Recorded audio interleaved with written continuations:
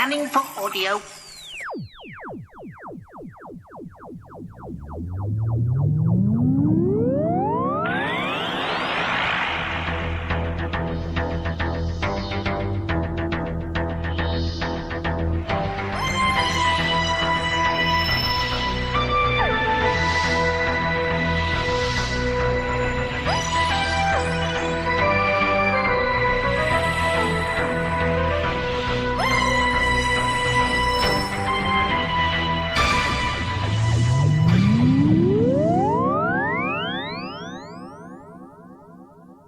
Welcome once again to a Tin Dog podcast. Oh, I am playing catch up, but you know what? It's all right because we're in this together.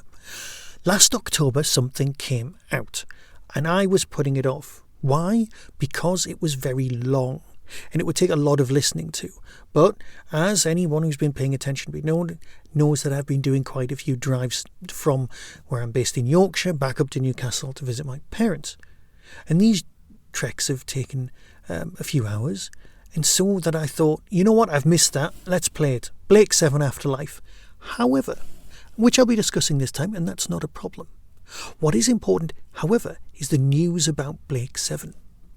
Jason Haigh-Ellery, the man who's in charge of Big Finish and, he's the big boss guy, is the executive producer of the new Blake 7. If you've not heard the news, I'll be surprised, but if you've not heard the news, Blake 7 is coming back.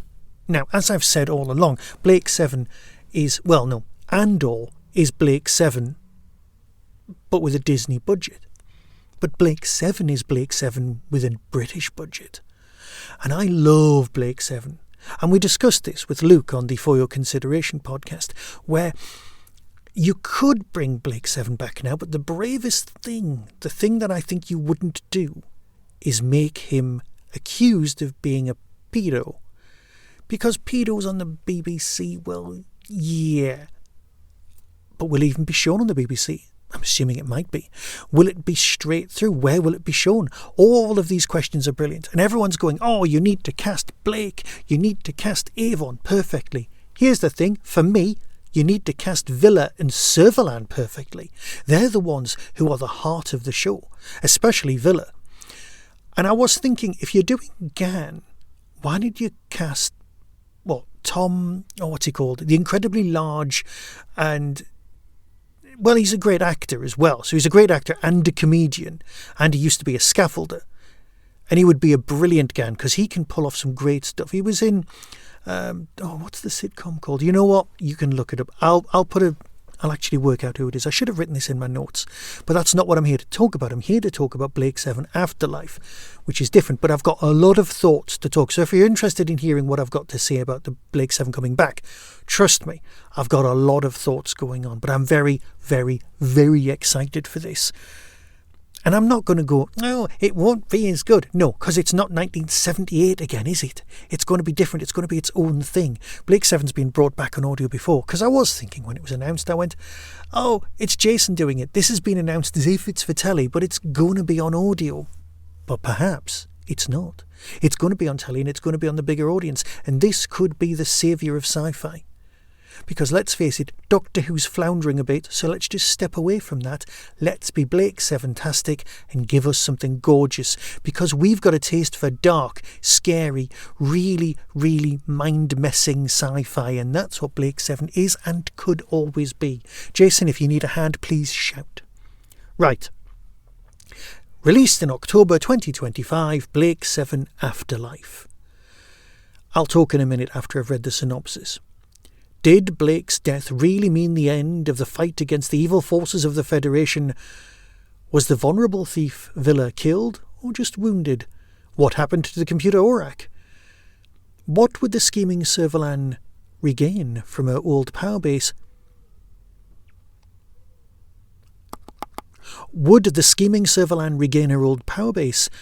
And what of Avon himself, the unbeatable, unpredictable, paranoid, who had ended it all? Afterlife is Tony Attwood's brilliant contribution to the Blake 7 story. Okay. A long time ago, when Blake 7 had finished, there was a novel. And the novel that came out was Afterlife. Okay? It's the sort of paperback we all had on our shelves and never quite got round to reading, or meant to read, or indeed some person went, "Oh, what happened in that?" And then you read it eventually. But I never got round to it. I'm sure I bought it, but I never actually got round to reading it. And it just sat there. And I asked my mate Catherine, who was a big Blake 7 fan, and this was years ago now, what had happened. She went, "Oh yeah, Avon's alive and Vila climbed into a cupboard." And that's all she could remember, really. And that was the entire conversation. So I've been putting it off. And you know what? I missed out on a gem. Yes, there's stuff in here that I wouldn't exactly have written myself or gone down those roads. But this is what Tony brought to the party. And I'll tell you what, and I'll tell you for something. This is read by, bear with, the guy who did Orac and Zen. Production credits. Narrated by Alistair Locke. And oh my god, right, his Zen is brilliant. Well, doesn't appear in this story. His Orac, always good. But the one thing that nobody ever discussed was how good a Paul Darrow impression he does. It's great. This guy reads the entire novel, and trust me, it's all there. It does take a while to get through. It's 463 minutes. So if you're buying it, you know what? You'll not be disappointed at all. Performance-wise, brilliant. You've got new characters turning up. You've got a new ship. You've got a lot to be getting on with. In this one story, it's the equivalent of one whole season's worth of Blake 7. Genuinely. There are different planets. There's white holes in space. There's trying to sort out some sort of... Well, there's invasions. There's Earth attacks. There's Servalan. Everything you could possibly want from Blake 7, including a few cameos for future novels, all appearing here. And it's a cracking story. It really keeps going. Yes, it got to the end and I was like, oh, what happens next? Oh, it finished. Because it finished. There was nothing you could do or say about it because it just literally finished. But that's fine, because that's what happens in the novel. So do I enjoy it? Yes, I thoroughly enjoyed it. The performance and the reading was brilliant. And I'm so glad that I finally got to experience this story. Because let's face it, Blake 7's great. And this is just another sidestep, another direction, another potential story, and something you could enjoy. And I'm glad for one that Vila survived. And I'm pretty sure, well, I'm very glad that Avon did. So, with that, if there is a trailer, I'll play it, and if there's not, oh no, there is, I will play you the trailer, and you can decide for yourself. But you know what? It's just cracking stuff, it genuinely is. And you might miss it out, because you might go, oh, it's not full cast, it's not... No, you don't need that. What you've got is a piece of Blake 7 history at your fingertips. Go on, give it a go. Until next time, be seeing you. The prisoner lay on his bunk, a faint smile on his face. Months before, he had checked and double-checked the room for watching devices, but there were none. Prisoners on Gouda Prime had obviously been run-of-the-mill murderers who didn't need watching. His face would not be seen. He knew he now had little time left to wait.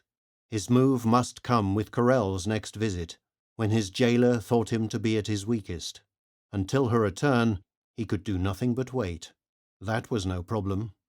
He'd had a lot of practice recently. He closed his eyes and rethought his campaign. 1 hour later, his reverie was broken by a sound outside. A flash of annoyance crossed the prisoner's face. He had misjudged Corell. He had been sure that his jailer would insist on waiting until the morning to make him finally submit. An early start meant that Corell was less confident than he had supposed. In time-honoured tradition, the prisoner pressed himself against the wall next to the sliding door and waited. As the door opened, he allowed his surprise to register for just a split second before hitting not Corell, but a Federation guard. In that brief moment, he diverted his blow to the kidneys rather than the side of the neck as he had planned, merely bringing the guard to the floor rather than rendering him unconscious. Guards, although not bright, did tend to know if there were others like themselves around.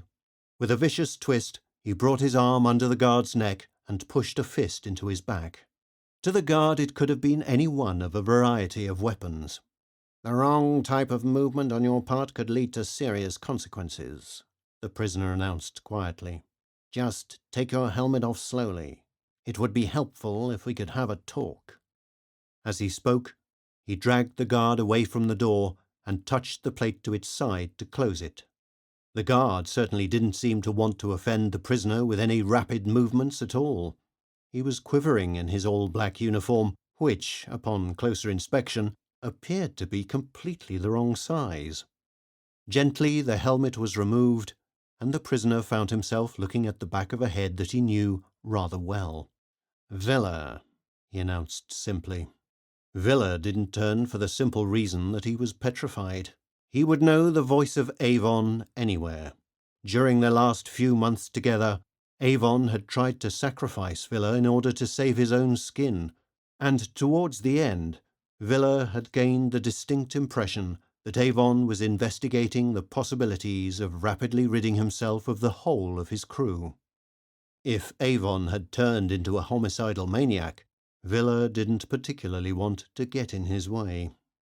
Recognizing Vila's problem, Avon let go his grip and allowed the thief to fall to the floor. Vila crawled a few feet and turned to look up in dismay. The short, cropped hair had grown longer, and the weak chin revealed a few days' growth of beard, but otherwise Vila looked much the same. "I think you ought to try to be a bit nicer to someone who has just rescued you from prison," he said. "It was rather hard to tell who you were inside that uniform," Avon replied, "although I should have realized it was you. You don't quite have that aggressive authority which is the hallmark of the average Federation thug. However, there are a number of locks you could open between here and the outside world, and I rather suspect the average guard wouldn't be able to open them quite as quickly as you." Vila looked annoyed. "Quite as quickly?" he demanded. "What do you mean, quite as quickly? I can open locks in seconds, which take the manufacturers 4 weeks, and that's when they have the key." But Avon had already tired of the thief's bravado. "I don't want a race," he said, "just escape." That was the Tin Dog Podcast. All topics discussed are the intellectual property of the copyright owners. No infringement is intended. Why not follow the show on Blue Sky at tindogpodcast.bsky.social. If you've enjoyed this podcast on YouTube, please click like and subscribe. To contact the show, email tin-dog@hotmail.co.uk. The Tin Dog Podcast is a founder member of the Doctor Who Podcast Alliance.